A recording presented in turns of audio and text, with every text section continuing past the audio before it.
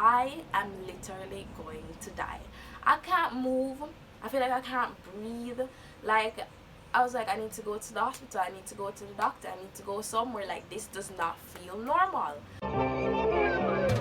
She love Dan, she love gunman, brand new M1 scope at top with the pan one done we been bad shoot up a place from go axis John them never kill a man, never make a toe tag me head sick, me head match shoot it. Hello everybody, welcome back to another video. So in my last video where I mentioned that I almost died during my pregnancy experience, people came into my DMs on Instagram and they wanted to know what happened and what it was like.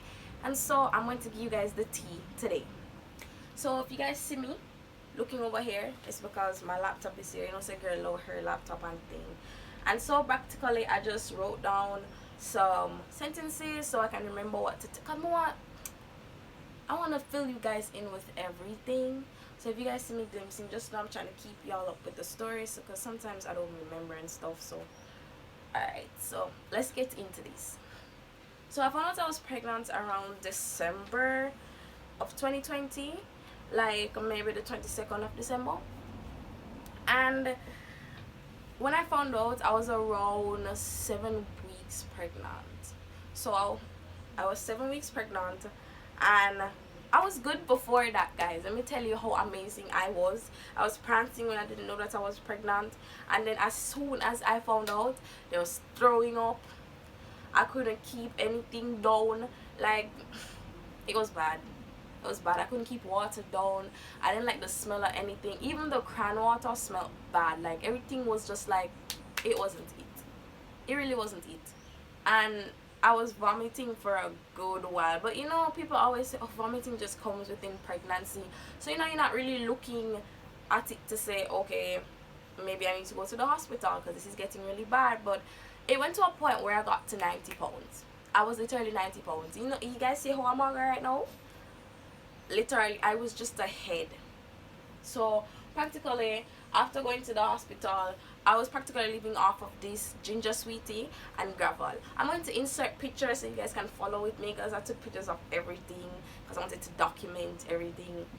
And if you guys don't know what gravel is, it's this really small pill that they prescribe for nausea and vomiting and stuff like that. And so that wasn't working because as soon as it went down, it came back up. So it went to a point where I was just like, I am literally going to die. I can't move. I feel like I can't breathe. Like, I was like, I need to go to the hospital. I need to go to the doctor. I need to go somewhere. Like, this does not feel normal.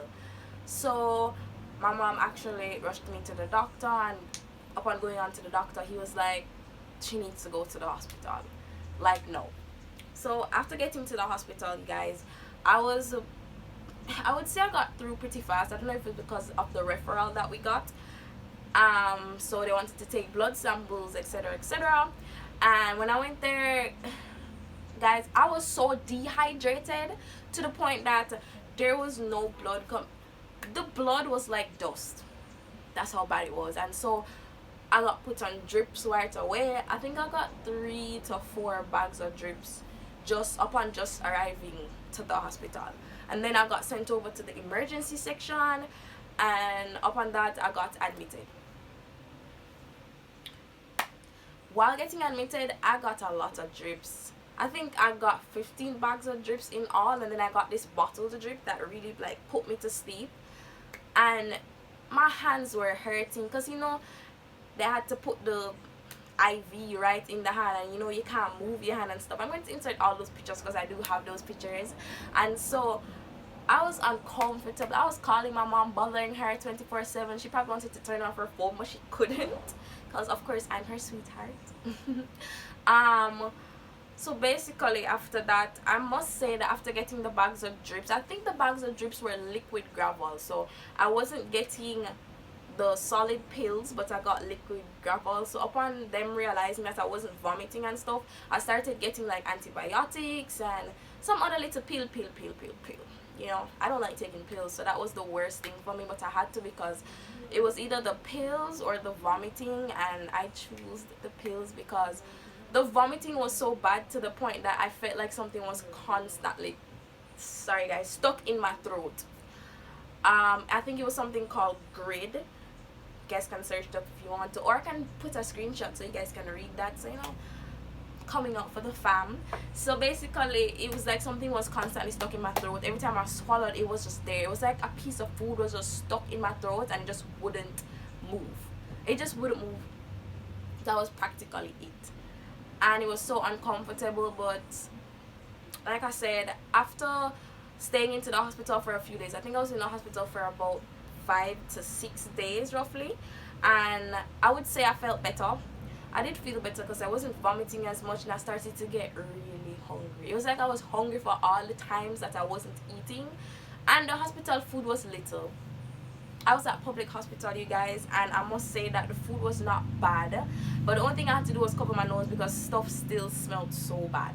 But it was good. It was good food, and it was just small though. Like, why your food got to be so small to fill my little belly? And the worst part was that they didn't allow anyone to bring in like snacks or like cooked food or anything. So practically it was only water and fruits. And girl belly can't fill my belly. Especially while pregnant. That wasn't going to work out for me. So basically after that, I think I got released from the hospital on January the 17th. So that was one day before my birthday, and I felt better because when I came out I was eating chocolates and I was going out with myself. Of course there was still vomiting and stuff coming up, and every once in a while there was puking, but I felt much better than I felt when going into the hospital. At first I felt alive, literally. Before I felt dead. I don't know if you guys honestly believe me that I felt like I was literally going to die, but that's what it felt like. And so coming out from the hospital, I felt like I felt better to the point that I could walk. Because some person or some people, I hope you guys are watching this right now, because my told me that if I walked, pregnancy and labor would be better. Nothing don't go so on the two lie bad, because it ain't made nothing better for me. Let's start there, okay? Like, you guys should really catch hands for real, to be honest. But coming on to May, approaching May, I started getting contractions, and the contractions were so bad. They were so painful, and the due date was the 21st of August. So where was boy going? I don't know where he was going. He was coming out early. So I had to rush to the hospital. My mom actually rushed me to the hospital, and while there they actually gave me an injection. I don't remember what the injection is called, but later on, if I figure out what it's called, I'm obviously going to put the name there so you guys can see. And I got the injection. The injection was to delay labor, and I also got this Baralgin injection, obviously on the butt, and I felt a little better, but I was still in pain. After a while going home and stuff, I actually met a really nice doctor there, and she provided me with her number, and she kept in contact with me, asking me how I felt. So that was really good. And big up she, because she watched my last video. So she's going to watch this one. And so I felt better, and it was like it was the mercy of God, because after a while I felt better. There was no need to go back to the hospital because I stopped dilating. I was 4 centimeters when I actually went in at me. So I stopped dilating and everything was good. And like I said, I was walking up and down and I eating my food. I felt way better, you guys. But obviously there was still morning sickness and still vomiting and stuff like that. And I went to the hospital. So we're skipping to someone's. August the 13th, and the hospital wants to check you for themselves, because I actually went to a private doctor. I didn't use the hospital's doctor. I went to a private doctor. So they set me up for August the 13th because they wanted to check to see how dilation was, if I could do a C-section, or if I was eligible to do a vaginal birth. So that the doctor's not going to just take anybody's word for it, because they wanted their own doctors to check to see what was going on. So while I was there, it was a long wait. You know how hospitals are. I don't know the strips. hospitals are long, it's long waiting, your butt hurt you, you're pregnant and the seat them tough. You already have this gut that's practically dropping between your legs, and then you have to sit on this tough chair. But anyways, after going in, I started to get scared. I started to get goosebumps, you guys, because the females were screaming every time they went into that room, and I was like, oh God, what am I set up myself for now? I'm not about to do nothing. I'm not about to even listen.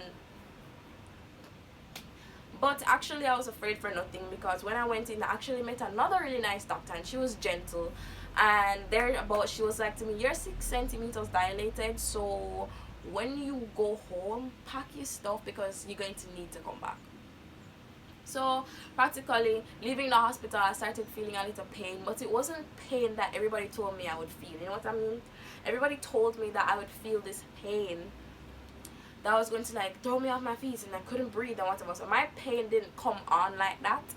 So I convinced mommy to let us walk to the gas station because I wanted credit. You know, you can't go to the hospital and not have any service, because the hospital alone is just like uncomfortable. So you're going to need to talk to a few friends, and if you're in pain, you need to bust a few laugh. If you can laugh, you know what I mean? Because there was no laughing. There was literally no laughing in my labor experience. So after a while I came back, and you know, so mommy, she did afraid. She was like, you're not staying here, you're going to the hospital, because no baby not coming out on me in the night here. So it's actually a good thing that she packed me up, because going to the hospital, upon arriving, I was 7 centimeters dilated when I got to the hospital. So I moved from 6 to 7, and I got to the hospital around 9:30, and I got admitted at 11:30. So if you guys want to hear about my labor experience in another video, I can definitely drop that, that was going to be a little bit intense, because trust me, it was funny, it was painful, there was a lot of things going on there. So don't forget to like, comment, and share, because I know you guys mess with me. You have to, you don't have a choice.